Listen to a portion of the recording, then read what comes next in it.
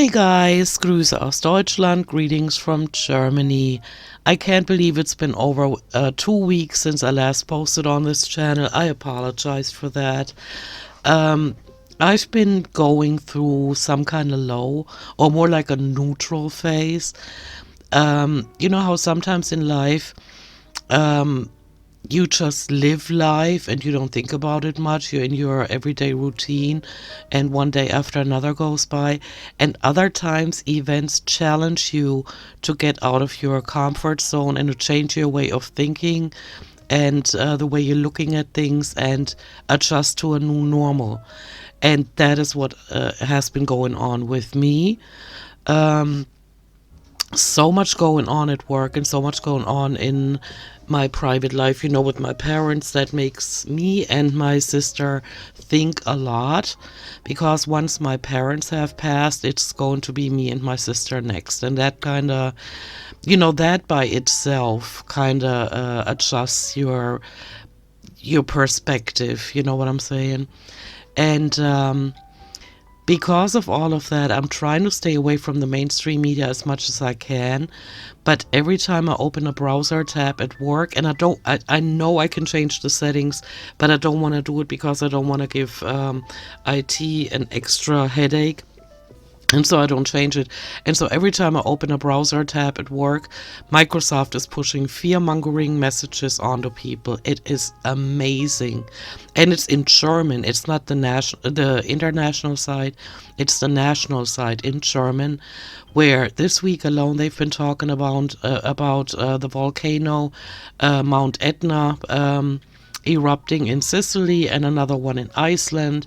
And that is drama, and the whole situation in Palestine and Israel, and the ongoing war in the Ukraine that has an impact on the global economy, but mainly from the looks of Microsoft Germany, on the German economy.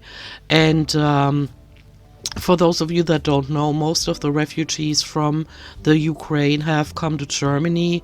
It is a big mess. I don't want to get into it, but some politicians didn't think it through. Also, Microsoft keeps pushing the thought that the cost of living is going up all across the board, while they can't manage to give people the minimum wage. I mean, a lot of them do, and people earn a decent amount of money in Germany, but the taxes are also high because it's a system where you pay a lot into the system, but you also get a lot back. And but if you increase the cost of living, maybe also increase the wages, at the same time, that would make sense in a normal world, or in a world that I would like to live in. And so my mental world has been dealing with that a lot. And I do believe in manifestation. I do believe that our thoughts create our reality, and that there is an unlimited amount of parallel realities that we can switch back and forth from or to. And I want to know why I have ended up in one where things seem to go only in the wrong direction, and I'm starting to doubt myself. Like, I keep thinking I'm basically a positive person. I try to see the positive in everything, but the situation at work, the situation with my parents, and the global situation, like climate change, they keep pushing that. And this week I actually did open a browser tab, and I put in global news, and it's just sickening what is going on. It's just sickening. And then I asked myself the question, are these things actually going on, or are they just saying that they're going on? Because I haven't seen any volcano erupt, so maybe I need to distance myself from that. And the Ukraine, I know there's a war going on because a lot of Ukrainians are in Germany. And so I don't know what to make of the whole thing. I always thought, as a child and as a teenager or as a young adult, that our generation would change the world, but it doesn't look like we succeeded. And then when I'm on my way to or from work, and I use public transportation for 2 hours every day I go to work, I see all these teenagers and young adults that have their faces glued to their mobile devices, and I'm thinking, are they doing something to change the world they live in, or do they just try to not deal with it? I'm not sure. And even if that was the case, I wouldn't be able to blame them, because if we look around, I mean, the life on this planet is just getting more ridiculous as it seems. And so, a few details. I finally got at work. I finally got the email response to my request to have a severance package offered to me. Basically, me volunteering to be terminated in order to save the company money. And they declined my offer to leave the company via email and said that they hope that I will be with the company for many more years. Of course, they don't want for us to leave, because we're like, like they told us before, like a constant in this chaos at work. And I'm tired of being that constant, because a lot of people that are really cared about are already gone.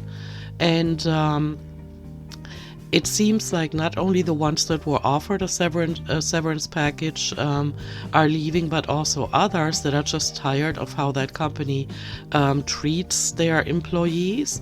And so they were looking for other jobs, and a lot of them have succeeded already. And so they're leaving already. The ones that were offered a severance package, I think it included that they stay until the end of February and then it's over. Some of them get to leave right away because they have so many leave days accumulated, but yeah, it's not fun anymore. And my favorite IT guy, the one that started as an apprentice at the company, I still remember his first day when he was shaking. I said, you just calm down. Everything is fine. And, I developed a friendship with him. He's one year younger than my daughter in the States. And I had a very intensive contact with him. We used to smoke together outside. We could only smoke outside. And then he quit smoking, and then he would just come to the reception and sit down in the other chair, and we would talk. And next week is going to be his last week, because he's found another job, of course, one that pays a lot more. And he'll be gone, and he seems happy. I want to be sad for myself because I won't be able to see him anymore. And but I see him, and he's so happy. And so of course his ego is hurt, that they wanted to get rid of him, but he learned because of that other companies just say, really, would you work for us? And they throw money at him, and he's making that experience, and so that makes him happy. But the bottom line for me is I won't be able to see him anymore, and that sucks. And the weather, you guys know I'm a pluviophile. I love rain and cold weather, and so I'm feeling great. My edema almost gone. But the rain has been so bad. I mean, like coming hammering down. That you can't, and at the same time we're having storms, and so you can't use an umbrella. And so I've been having to wear my completely waterproof rain jacket for the past 2 weeks. It's almost surreal. Every time you go outside, it's like that rain is hammering down. And that reminds me of the times when months on end in the summertime there was no rain and all the vegetation died. And I'm not accustomed to that. Maybe, I don't know. I have people watching these videos that are roughly my age or older. Let me know what you think of this. Is it that we've been on the planet for so long that we've seen certain, let's say, patterns, weather patterns, that the summers are warm, the winters are cold, and that there's enough rain in the summertime to still let vegetation, thrive? And it's getting harder to adjust to changes because they're so dramatic. Now they're trying to guess what the winter is going to be like, and some say it's going to be Arctic and very, very cold, icy cold, and others say it's going to be mild. And that would be bad because it has to be really cold for a certain amount of time. And I learned this from our exterminator at work. They have to come by once a month to check. They always take turns, like they check the outside, inside, outside, inside. And so they told me that it has to be icy cold for a certain amount of time for insects to die in the ground. And so if you get a mild winter, your summer is gonna suck. I mean, the following summer is gonna suck, right? And so, dude, I don't know what is going on. There are just so many things that I seem to can't get around to, adjusting to them, just accepting them as the new normal. And if the changes were positive, I wouldn't have such a problem with it. Let's say all of a sudden, they say it on every news station, tomorrow the distribution of free energy machines for every household is going to begin. Why do we never have news like that? Why is it always steps back? Always steps back. I don't understand. I believe humanity could be so far ahead already if there weren't so many people involved that are just, about the money and about making more money and having more money in their bank accounts. And, when is enough is what I want to know. Because you guys know I have created a life for myself where I don't have to panic when, if my employer said, okay, so you're fired, you're terminated, wouldn't even bother me because I've created a life for myself where I don't need a whole lot of money. And so that wouldn't even bother me. But yet there are so many things going on where people are just suffering on this planet, and I'm trying not to focus on it, but at the same time, you can't just ignore it either, And so yeah, it's been a time where I have to adjust my thinking about a lot of things, and maybe, just maybe, it doesn't help that I've been rewatching House MD, the TV series, where in every episode you learn what could go wrong in your body. But that's more like, I feel like if I listen to myself and I gauge my mood when I'm done watching House, I'm more in a good mood than in a bad mood. So I'm not panicking like, oh, I have a bump here, what could that be? It's not like that. So that show really picks me up and cheers me up, and I hope that there are doctors like that out there that are that qualified. And I know that the team behind that TV series also included doctors, and so everything that happened in every episode is absolutely possible, which is scary at times, but other times I'm thinking, yeah, but they always fix it, or most of the time they fix it. And yeah, so that's why I haven't posted, because I don't want to drag anybody down with me. I don't know if you guys want to hear about it, if it's like negative, like this video is mainly negative, but I'm going to end on a positive note and do the gratitude section that I used to do. And so I've been trying to be as positive as I can. I've been paying attention to drinking enough water, getting enough sleep, taking my dietary supplements, and upping my vitamin D doses since there's barely any sun out there, and limiting my exposure to negative news. But this week I kind of didn't pay that much attention because I actually put in global news and then saw all these things that are going on globally. But you're getting bombarded everywhere. And even if I don't watch the news, like I don't watch TV at all, and if I stay away from the news, I'm a receptionist, and so people come to the reception. They're like, "Oh, have you heard? You know that Mount Etna in Sicily?"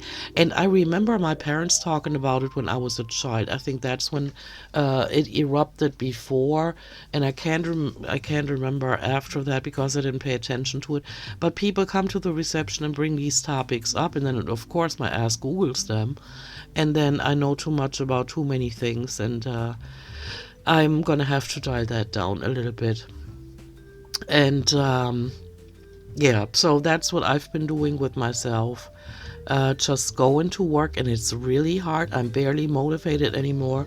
And I told my supervisor, and I've told her several times now, I was not joking when I said when they start offering severance packages, I'm going to be the first one in line.